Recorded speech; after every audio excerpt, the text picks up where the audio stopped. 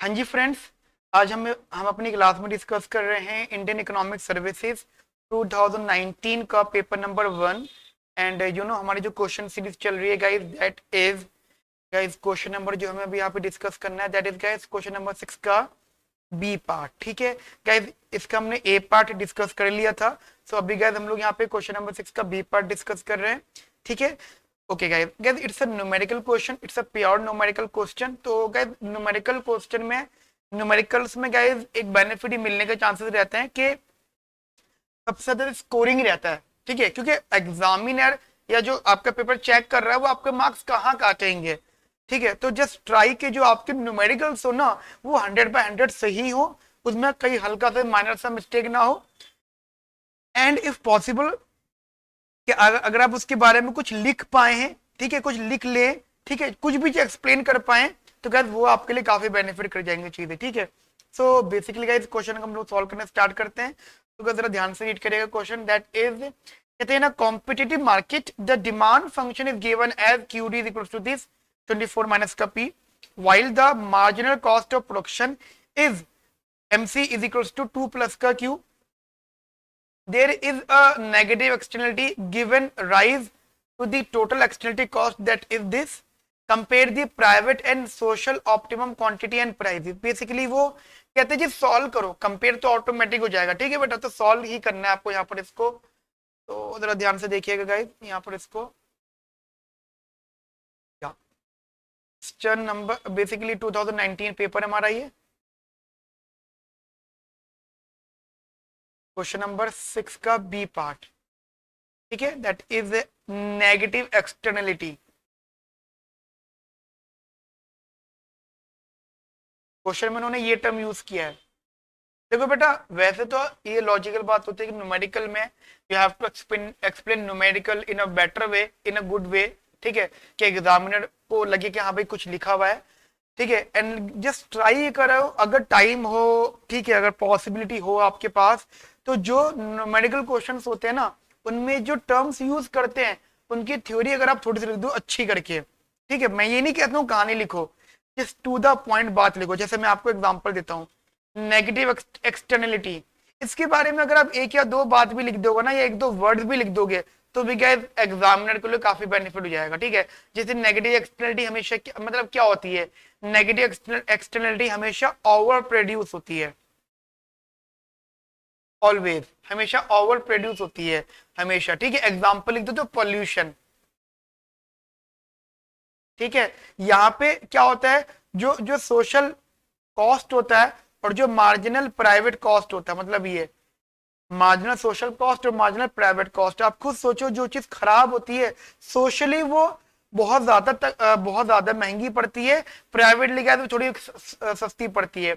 मतलब मैं आपको एग्जांपल दूं कि, तो ये मान के चलो, जैसे कोई बंदा कार चला रहा है, गाड़ी चला रहा है। ठीक है, अब उन्हें कार परचेज करी, पेट्रोल डलाया। ठीक है, अब वो सोच रहे कि मेरा खर्चा क्या है, कार की परचेज करी हुई कार की एवरेज डेली की कॉस्ट, एंड जो आज पेट्रोल डलवाया बस यही कॉस्ट होगी। नहीं गाइस, वो जो कार चला रहा है, अगर उसकी कार से मान लो कोई नुकसान हो रहा है, तो वो भी उसकी कॉस्ट इंक्लूड होगी। या उसकी कार से जो पोल्यूशन जनरेट हो रहा है, उससे जो हमारा एनवायरनमेंट खराब हो रहा है, वो भी कॉस्ट उसके मत्थे चढ़ी जाएगी। ठीक है, उसको उसके ऊपर ही उसका बिल फटेगा। ठीक है, सो नॉर्मली बोला जाता है social cost is more than private cost. ठीक है, जैसे तो गाइस ये दो तीन चीजें लिख दो तो एग्जामिनर को भी अच्छा लगेगा। ठीक है, तो चलो हम टू द पॉइंट का इस क्वेश्चन को सॉल्व करते हैं हम लोग यहाँ पर।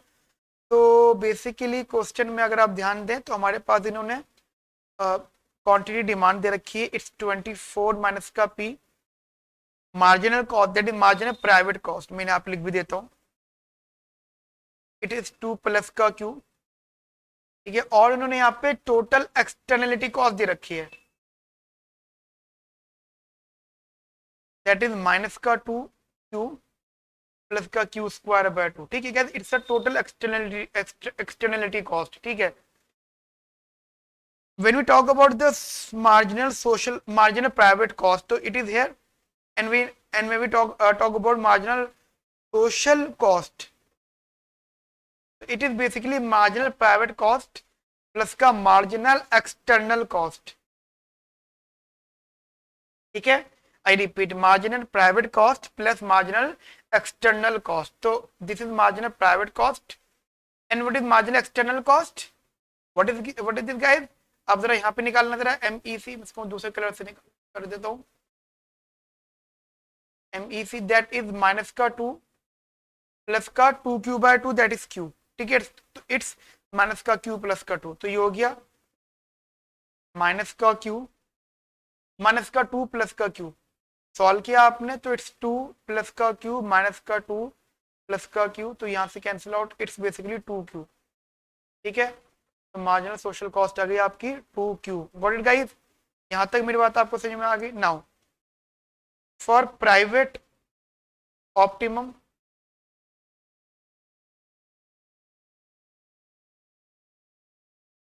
so just price is equals to marginal private cost.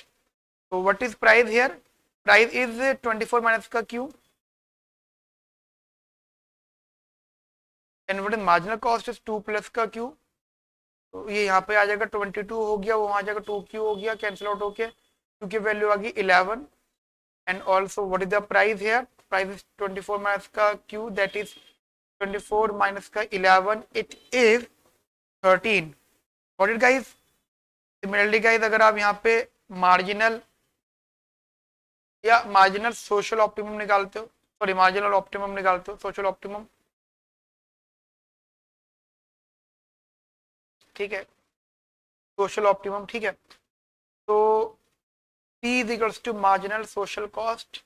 तो it is that guys, देखो प्राइस तो हो गया आपका 24 माइनस का q, वो हो गया 2q, 24 ये रहा, वो हो गया 3q, एंड q की वैल्यू आ गई हमारे पास में बेसिकली 8. ठीक है, q आ गया हमारे पास में यहाँ पे 8. ठीक है बेटा? Yes guys.